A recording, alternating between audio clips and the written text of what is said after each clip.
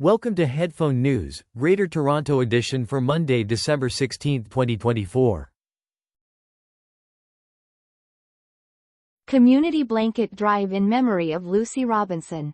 A community campaign is underway in Hamilton, Ontario, to collect blankets in memory of Lucy Robinson, who passed away at 81 in September 2024.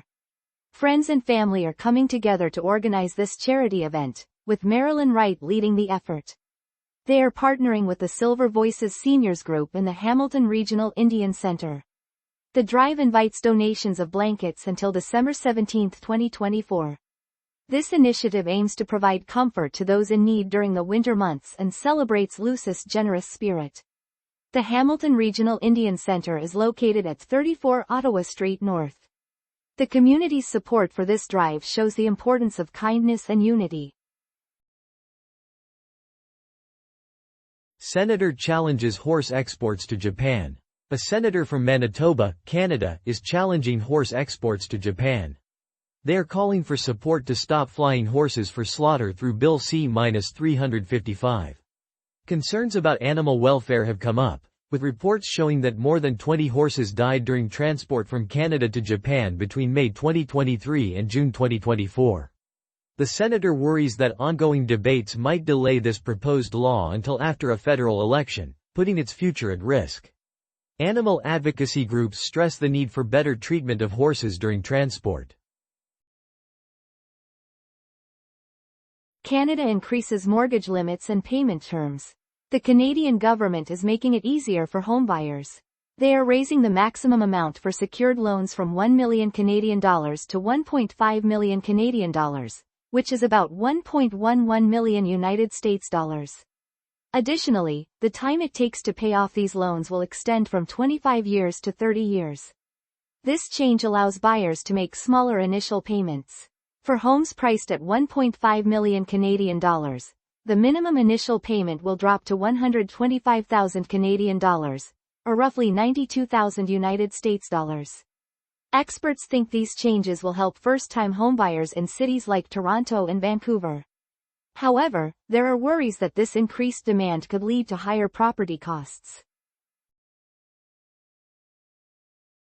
Millennials and inheritance of family possessions. Millennials are about to inherit many belongings from their parents, like furniture, china, and souvenirs from vacations.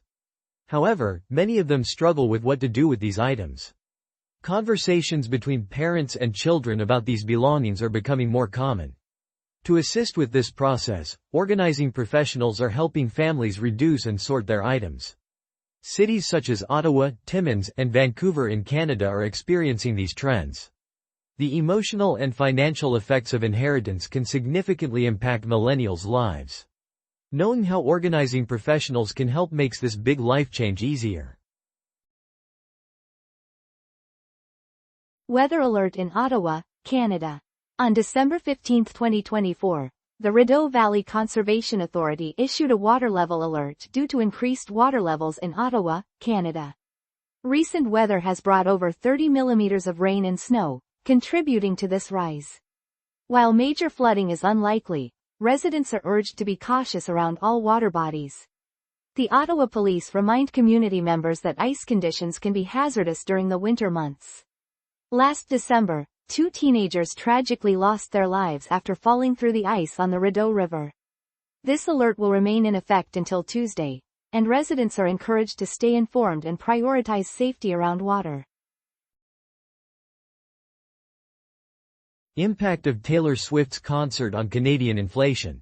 Inflation in Canada is expected to stay around 2% for November, according to economists.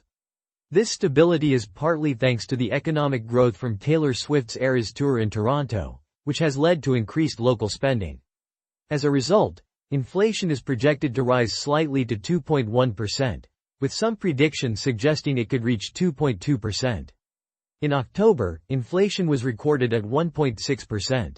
Former U.S. President Donald Trump has threatened a 25% tariff on Canadian goods, which could push inflation even higher.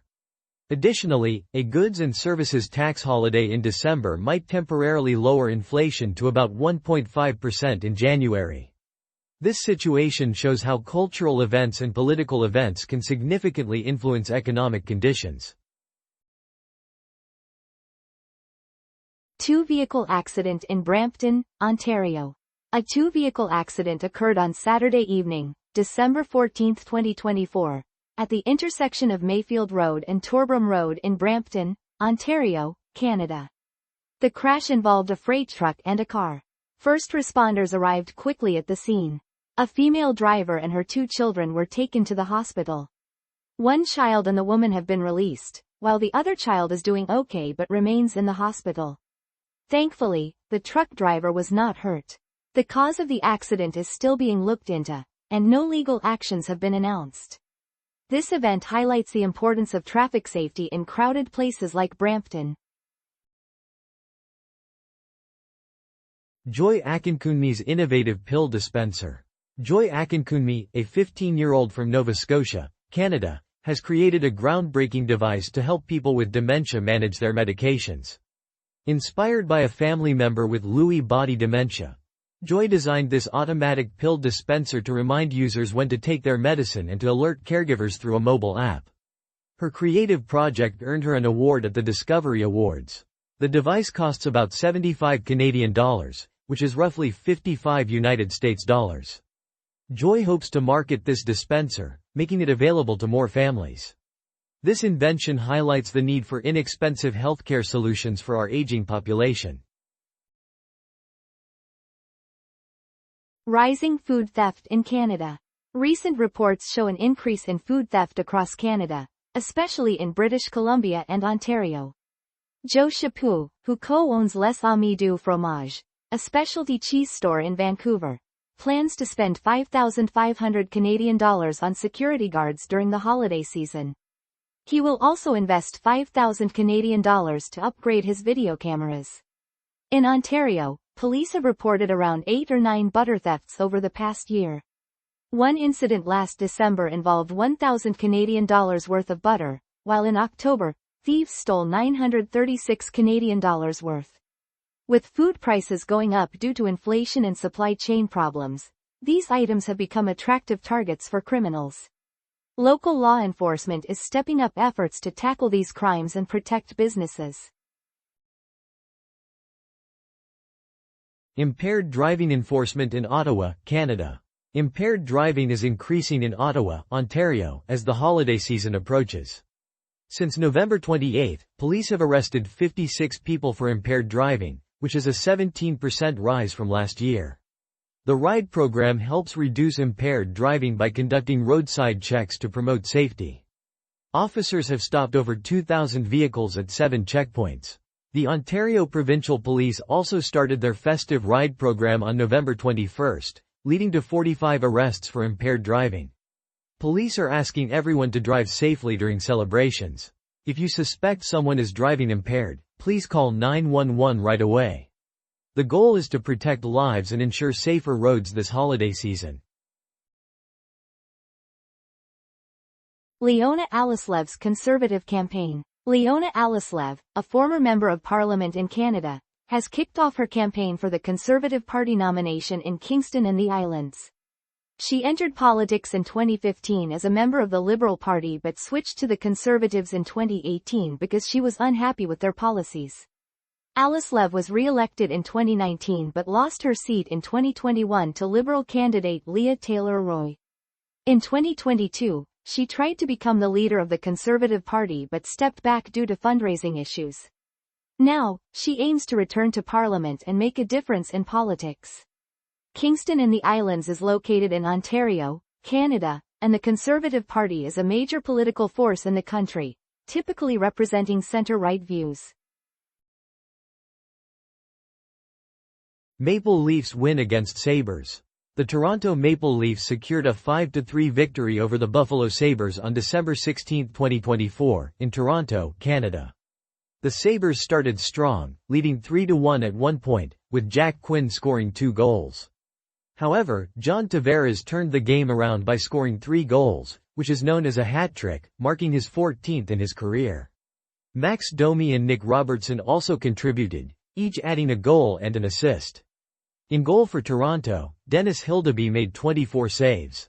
This important win boosts the Maple Leafs' chances in the National Hockey League as they strive for playoff contention. Meanwhile, the Sabres continue to face challenges, having not won in their last 10 games. Funeral for slain security guard in Edmonton. A funeral took place on December 15, 2024, in Edmonton, Alberta, Canada, for Harshandeep Singh, a 20-year-old security guard who was tragically murdered. More than 250 people gathered to honor Singh, who had moved to Canada from India a year and a half ago. He was killed on his third day of work after a gunshot was heard in a stairwell. Two suspects, Evan Rain and Judith Salto, both 30 years old, have been arrested in connection with Singh's murder.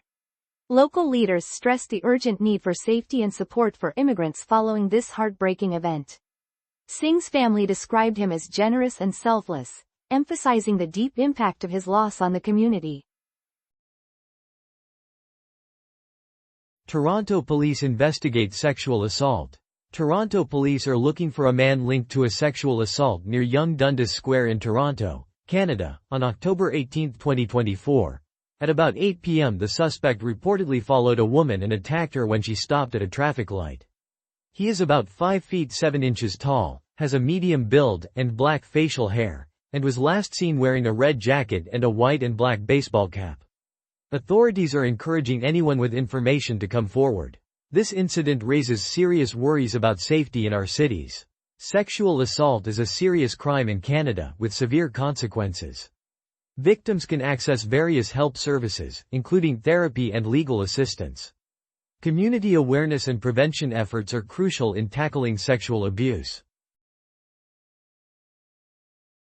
Canada Post workers return after wage agreement.